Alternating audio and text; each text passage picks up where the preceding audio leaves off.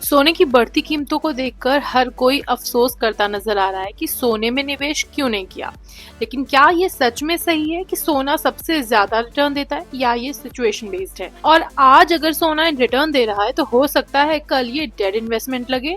कौन से एसेट में इन्वेस्ट करना होगा सबसे अच्छा फैसला, कहाँ इन्वेस्टमेंट से बनेगा सबसे ज्यादा पैसा, इन्हीं सब बातों के जवाब देंगे हम अपने आज के इस वीडियो में। वीडियो शुरू करें उससे पहले आपसे एक रिक्वेस्ट है कि अगर अभी तक आपने हमारा चैनल सब्सक्राइब नहीं किया है तो सब्सक्राइब कर लें और वीडियोस पढ़ें, उन्हें देखें, उसके बाद डिसीजन लें, लेकिन एक मौका हमें जरूर दें। अब बैक टू वीडियो। देखिए, बात जब इन्वेस्टमेंट की आती है तो सोना भारतीयों का सबसे फेवरेट एवेन्यू है। बुरे वक्त में स्टेबिलिटी देता है, लेकिन प्रॉपर्टी भरोसेमंद नजर आती है और वक्त के साथ कदम मिलाते हुए लोग स्टॉक मार्केट यानी इक्विटी मार्केट में इन्वेस्टमेंट के आदी हो रहे हैं। लेकिन पिछले 10 साल में इनमें से किसने सबसे ज्यादा रिटर्न दिया? इसका जवाब इतना आसान नहीं है, क्योंकि किसी भी इन्वेस्टमेंट का परफॉर्मेंस होल्डिंग पीरियड, गोल और रिस्क एपेटाइट पर डिपेंड करता है।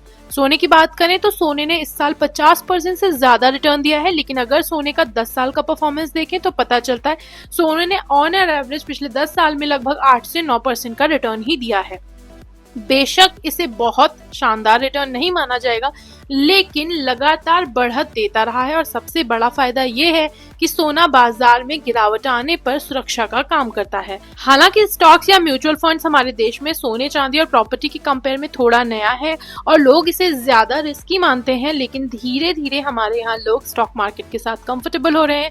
अच्छी बात यह है कि शेयर मार्केट ने लॉन्ग टर्म में बेहतर परफॉर्म किया है। बाजार में गिरावट और करेक्शन के बावजूद भारतीय इक्विटी इंडेक्स ने पिछले 10 साल में ऑन एन एवरेज 12 से 15% का सालाना रिटर्न दिया है।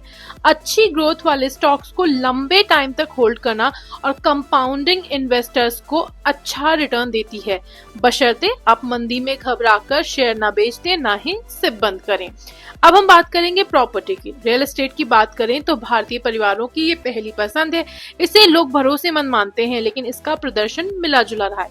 2010 के बाद नियमों में बदलाव आया। डिमांड कम होने की वजह से प्रॉपर्टी की कीमतें धीमी स्पीड से बढ़ी। कई शहरों में औसत सालाना बढ़ोतरी 6 से 9% की रही, जो शेयर मार्केट से कम लेकिन इन्फ्लेशन से ज्यादा है। मान लीजिए वक्त है 2014 का और आपके पास 10 लाख रुपए हैं। अगर आपने सोने में इन्वेस्ट किया होता तो 2025 में ये इन्वेस्टमेंट लगभग 21 लाख रुपए का हो चुका होता। वहीं अगर शेयर मार्केट में 10 लाख रुपए इन्वेस्ट किए होते तो वो 40 लाख रुपए बन गए होते फंड या स्टॉक के हिसाब से। वहीं प्रॉपर्टी की वैल्यू भी 18 से 22 लाख के बीच ही हो जाती। आंकड़े बताते हैं कि रिटर्न के मामले में शेयर मार्केट सबसे आगे है, लेकिन हर एसेट की अपनी भूमिका होती है।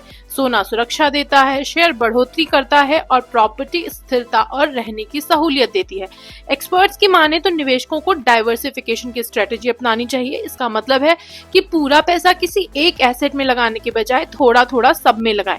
सोना, शेयर बाजार और प्रॉपर्टी सभी का एक बैलेंस्ड पोर्टफोलियो सुनिश्चित करता है कि जब एक एसेट का परफॉर्मेंस कमजोर होगा तो बाकी आपके पोर्टफोलियो को संतुलित करेंगे।